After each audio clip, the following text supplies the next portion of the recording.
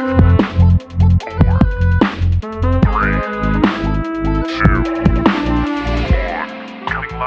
good morning. It is great to be with you guys. I'm so privileged to stand up here before you and bring this new series to you, a series that I'm especially excited about. I've spent a lot of time looking into what it means to be a hero, especially in the last few years. So I'm very excited about this. But before I jump in, I did want to share a couple of things. You got a handout, and on the back of that, there are some things that are going on in the life of the church. And I'll ask you to pay attention to those things, see if any of them appeal to you. One that I especially want to point out is you still have an opportunity right after this service to go out to the table that has the balloons and join the Suncoast Tour. Now, the Suncoast Tour is an opportunity to tour the 81 acres here at Suncoast and also get a look at what goes on behind the scenes that makes Suncoast work. So I really want to encourage you to take advantage of that. All right, so heroes. When I was a little kid, I loved nothing more than getting together with my buddies and playing out adventures in the woods and the creek behind my buddy's house. And we would all get together, and then we would decide who's going to be what hero in this adventure. My buddies would get a little irritated with me because my hero pick was pretty consistent. They all wanted to be, either Batman or Superman, you name it, right? Captain America. But when it got around to me picking, I would pick this superhero. Maybe you've heard of him. His name is Brett. A little egocentric, I guess. But that's true, I did. And one of the things that irritated them so much was that I got to pick whatever superpowers that this superhero had, right? And so Brett tended to be a little overpowering, or OP, as the kids say today. So in any case, though, I learned a lot from playing these things with my friends. In fact, psychologists tell us that we all learned a great deal about what we needed in life by play. Well, as I was working on this series, I wondered, why is it that I wanted to play Brett as a superhero?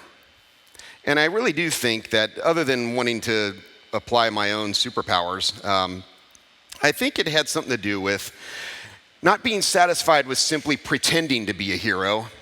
I actually wanted to practice being one. So as we got older, the same friends would get together and we would play these more sophisticated role-playing games where you're still pretending that you're this character in some virtual world. And we learned a lot from that too. Some of my friends even wanted to play villains. So we learned a lot about what it means to be a villain in a story, what it means to be the sidekick, what it means to be the hero. Now, growing up in the real world, I've realized some very valuable things that have guided my worldview ever since those early days and really shaped the way I live my life. The fact is that life is, and I don't need to tell you this, you know it, life is very unpredictable. It's filled with random circumstances that are outside of our control for the most part. And so I realized that the only thing that I really had any control over was what I call my powers of choice. I couldn't always control what life confronted me with, but I could control how I responded to it. I realized, and I actually built a little formula for myself, that we all have one of three characters that we can play in this life story. We can either be the fool, the villain, or the hero. That's it. I mean, maybe you can think of another one, but that's pretty much all I could think of. So if we choose the fool's route, this would be like the times in my life when I am sticking my head in the sand. I'm not accepting reality for what it is. I'm pretending like I know things sometimes that I can't know, or that I have control over things that I really can't manage at all. If I choose the villain's path, and I have, I've accepted reality and gotten really bitter about it. I've seen, as we all have, that life isn't fair. And so the injustice of things, and my desire to have certainty about things that I don't, and my desire to control reality, drives me to feelings of bitterness, anger, sometimes even despair. So then we can also be the hero. When we take the hero's path, we also accept reality for what it is. We look at it, we see it, we realize that it's unfair. But we determine, no matter what it throws at us, good or bad, to do our best with it, to be our best in the midst of it. We choose to see this life as an adventure filled with meaning and purpose, rather than seeing it as a burden that someday we hope to escape. So you may have noticed that I keep referring to life as a story. And the reason for that is I've learned a great deal over the years about human behavior, human thought processes. I've learned a great deal about simply the way that people work. As a pastor of 25 plus years, I have lived through trials, triumphs, treasured moments, tragedies with hundreds of families. And I've watched how they handled those moments. As a nerd, I've studied human history more than most care to. I literally, even as a teenager, I went to the bookstore and I bought history books to read them. Yeah, that's funny. You can laugh. It'll hurt my feelings. So I studied these things and I've learned the patterns of human society. How the pendulum swings from one extreme to the other as we creep upward in our awareness of the world, our understanding, and improve the way that we interact with each other. And we have. Humanity's come a long way. Make no mistake. I know you all watch the news and you hear different. But you wouldn't want to live in the ancient world. Check it out sometime. You'll see what I mean. As an adoptive parent, I've studied the way the brain processes things like trauma. I've learned the damage that it does, the physical damage that trauma inflicts on the brain, and I've had to learn how to best heal that. As a teacher, I've studied the way that humans take in and organize information, how they categorize things. And a really important consequence I learned of our big human brains is this powerful tendency for humans to take in information and then organize it according to narrative frameworks. Stories, in other words. It's as though we are hardwired to do so. Even neurologists admit this. I'll give you an example. A few days ago, I met with some friends to discuss a memorial service that we're planning for my friend's brother. The service is going to be held at the Veterans Memorial Park. And so they asked me, have you ever done a service there? I said, yeah, I've done one. And before I could say anything else, my friend said, oh, I know. It was the service that you did for your boss when you were a kid and worked at the gas station. That's pretty close. It was actually for his wife. But the point is that she remembered that story from a sermon that I preached like 9 months ago, maybe even a year ago. I don't even remember what the sermon was about. It's very likely that you don't either. God said, right, it's okay. It's okay. You're not really wired to remember points. And as a teacher, I know this. Pastor Larry knows that. It's not an insult. A lot of the information that we share up here on this stage is very soon forgotten, at least the details of the points and so on, even though it's valuable information. Last week, Pastor Larry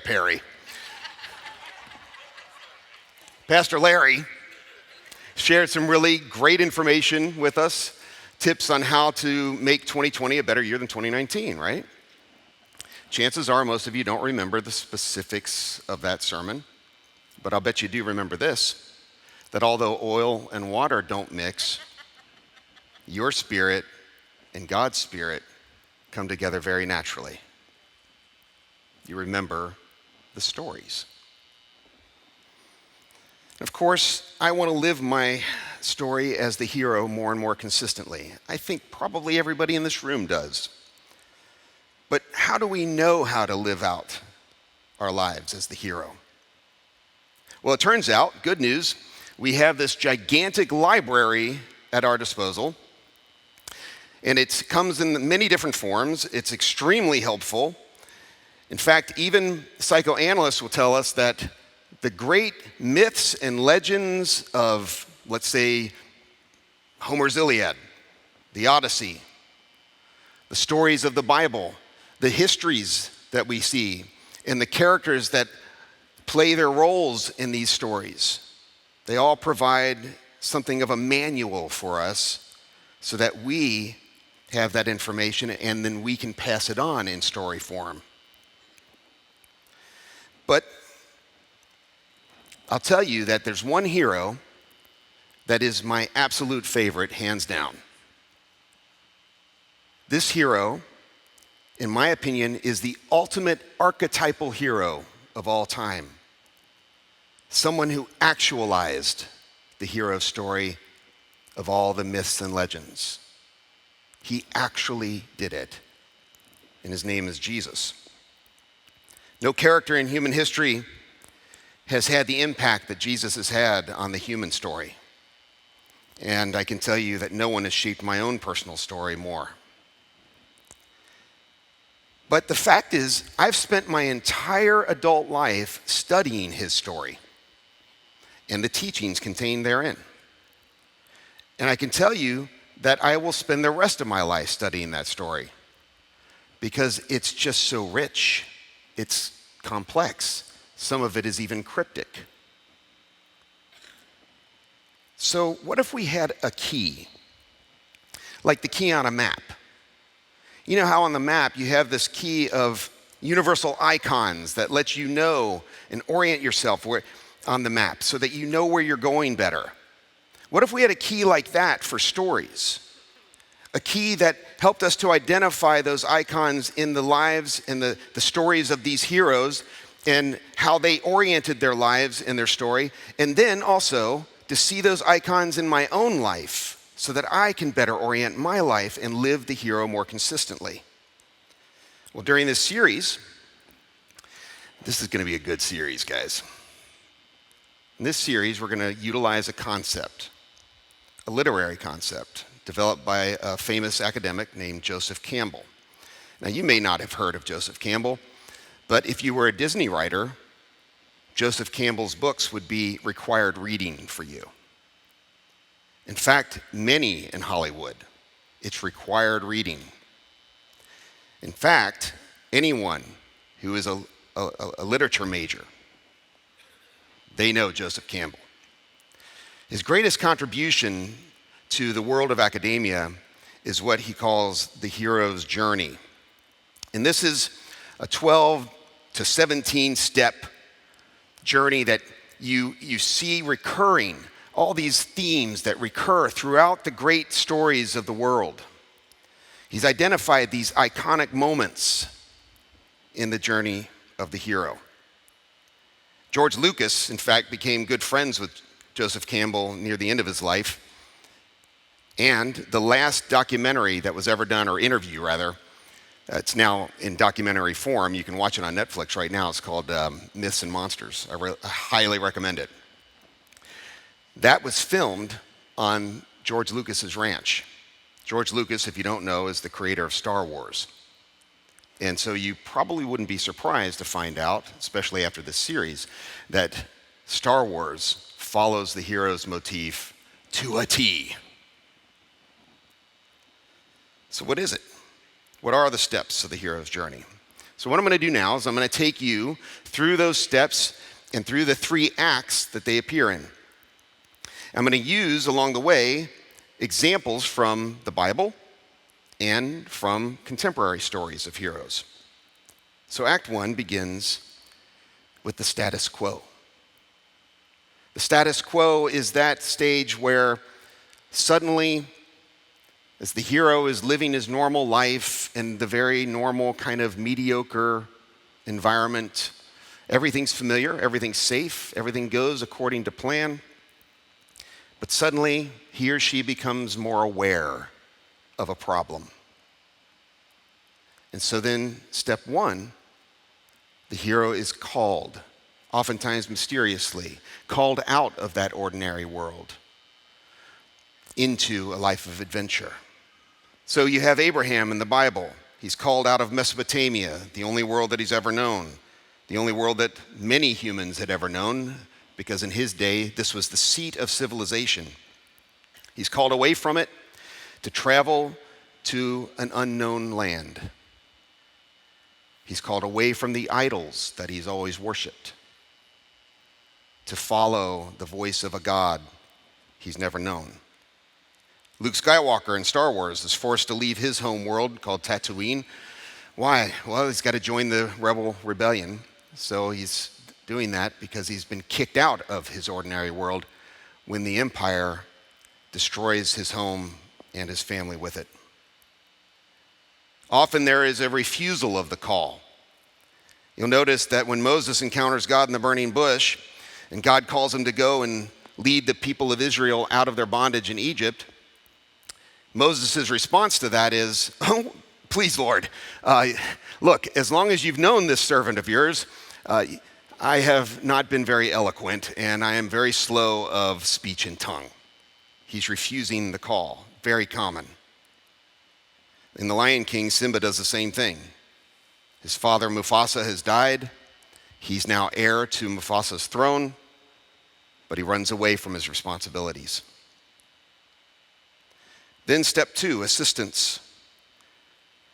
This is often where the hero meets someone that mentors him or her, teaches them wisdom so that they don't have to suffer unnecessarily on their journey. But only the necessary suffering has to take place. Rocky Balboa, we can change genres. It doesn't matter what genre you go into, guys. Rocky Balboa meets Mighty Mick. And Mighty Mick encourages him, although he's never fought a professional fight in his life. He says, "You can train and I will train you. I believe in you. I'll show you what you need to do. I'll get you in shape. You need to accept Apollo Creed's invitation to fight him for your first professional fight." Pinocchio. Well, no, let me go to a Bible one. You'd be surprised how closely Pinocchio follows biblical themes. King David is counseled by the prophets Samuel and Nathan. Samuel in the beginning, Nathan later. Because these cycles happen again and again in your life. So you'll even notice in the heroes, especially if they have long epic tales, they'll experience these steps within a day, within a year, within a decade, within a lifetime. Act 2 begins with a departure. This is where the hero crosses the first threshold. The hero is now leaving the ordinary world. We're not in Kansas anymore. This is where Noah enters the ark, and God closes the door behind him, and he watches the floodwaters eradicate the world he once knew. Pinocchio voyages to a strange land, the land of play. Step 4, trials. This is where the hero is tested. He often runs into allies who help him on the journey. He also runs into enemies. It's hard work being a hero. The hero solves riddles. He slays monsters. He escapes traps. In The Lord of the Rings, the hobbit Frodo has to leave and take the Ring of Power to its origins, where it can be destroyed. On the way, he's being chased by these demonic creatures called the Ring Wraiths. Fortunately for him, Sam, Pippin, and Merry, his friends from his home in the Shire, are with him and help him to escape. David has to escape the treachery of King Saul, who is very jealous of David and wants to kill him. And so his friend Jonathan rescues him. Step 5, the approach. This is where the hero descends into the very deepest and darkest of caverns. The darkest place, oftentimes in the inner world of his own heart and his own mind. This is where he meets up with the crisis or the ordeal. That's step 6. The hero must now face their greatest fear. Luke Skywalker encounters Darth Vader in the swamp's darkest regions. Jonah is swallowed by the great fish. Here is where the hero faces death.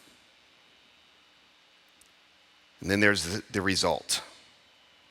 The hero has learned something valuable, often humbling, lessons to take with him. He's beginning the process of being reborn into an entirely different person. Step 8, the treasure. There's always something that the hero takes hold of. He's grasped the treasure, and now he has something of new knowledge or the elixir of life, you name it. Whatever it is, it's something of a treasure that he's gained and that he could only gain by going into those dark places where he would not want to go. The return. This is the road back. Here the hero confronts his final tests, final resolutions to things, conflict. Harry Potter enters the room where the Sorcerer's Stone is hidden. He finds it. Moses receives the 10 Commandments. And then new life or resurrection. Joseph Campbell actually calls it resurrection. So we're prone to think about Jesus at this point, aren't we? But I'm not going to use that example yet. That's for later, because he's the ultimate archetypal hero.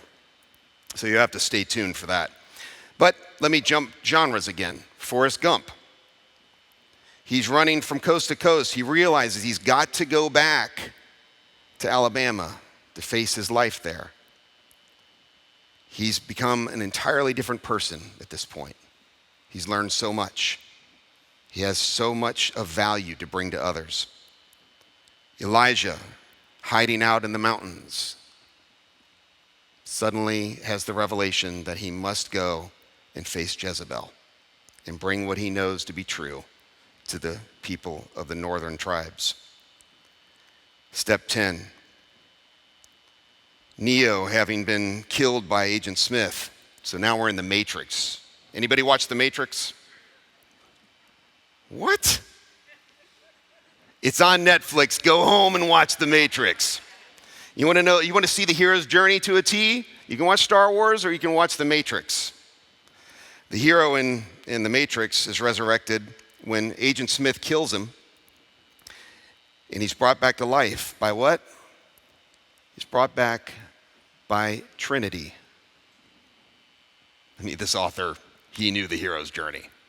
And Trinity whispers into his ear and she says, I know you're the one because the oracle told me that I would fall in love with the one.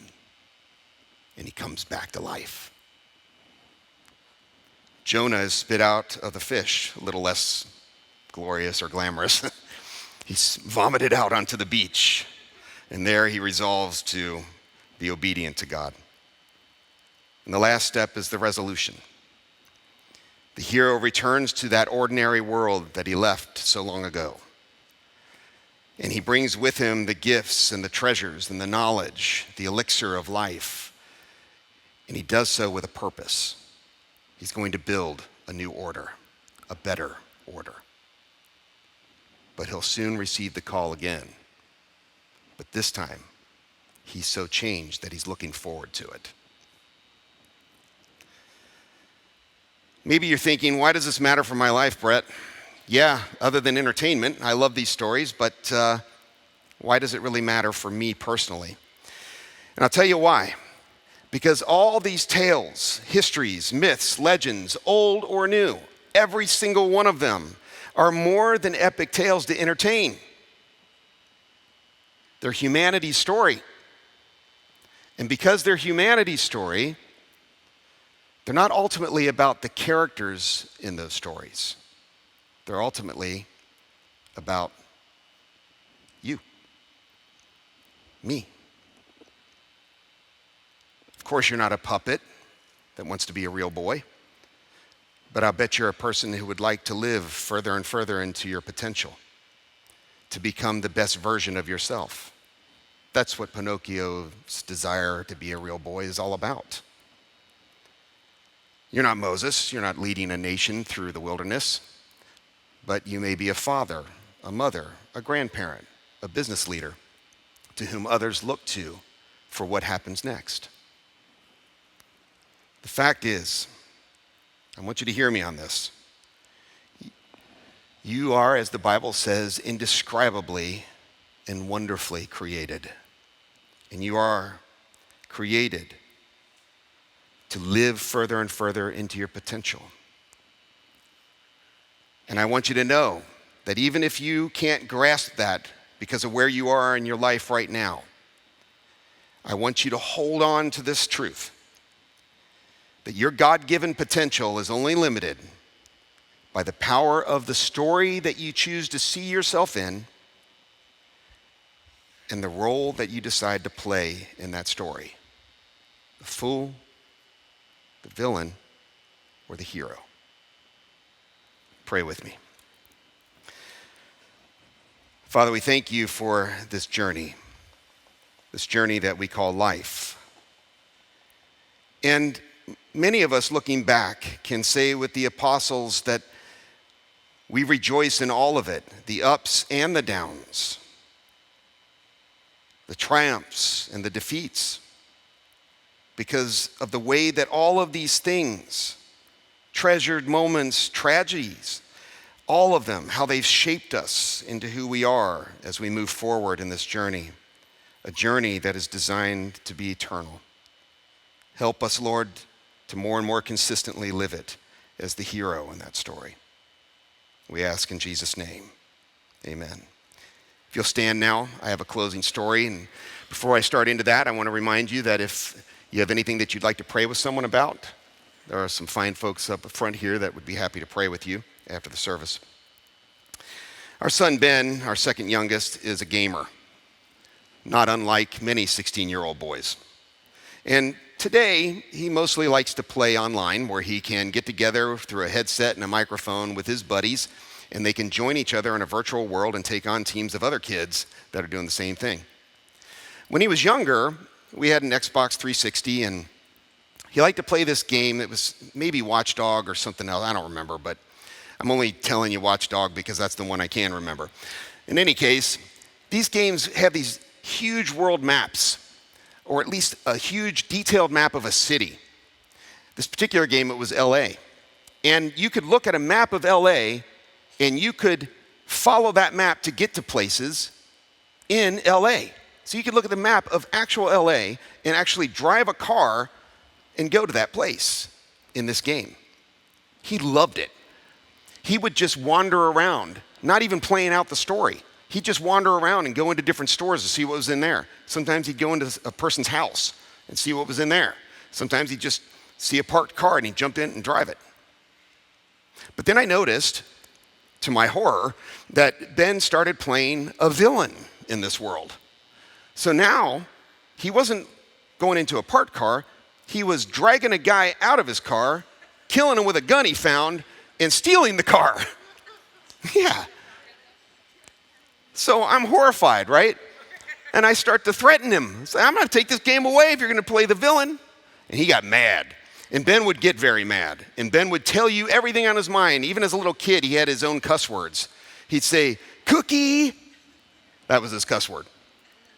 And you could take him as a little guy and you could set him on the bed and say, "You're not getting down there until I tell you you can." And he would scream and kick and he would cry. He would not get down off the bed though. So Ben was mad, but he was obedient. I asked him after he cooled down, "Why do you want to play the villain in this game, buddy?" He said, "I don't know. I just want to see what it's like." That gave me some pause for thought. And I thought to myself, maybe I'm making a mistake by not letting him play out the villain's role in a virtual world where the consequences are felt, but they're still virtual. And after all, I know I've played the villain's role throughout my life at different times. And that's how I've learned the value of being the hero versus the villain or the fool. So I went and I told him, with fear and trembling, "You know what? If you want to play the villain, go ahead. It's okay." So he did. And I watched. And about 2 weeks later, I noticed he stopped playing the villain. He started playing the hero in the story. So I asked him why. He said, I don't know, Dad. I just found out that the game is funner when you play the good guy. When you were born, the ultimate father decided it would be best to give you a journey where you got to choose the role that you played in it. You got to choose who you would be. You've had opportunities to experience, and dare I say, you have experienced every single role. Maybe even today, you'll experience all three. But here's the spoiler alert. The intent of the whole journey is to have you face all of its random ups and downs in order to draw the hero out of you.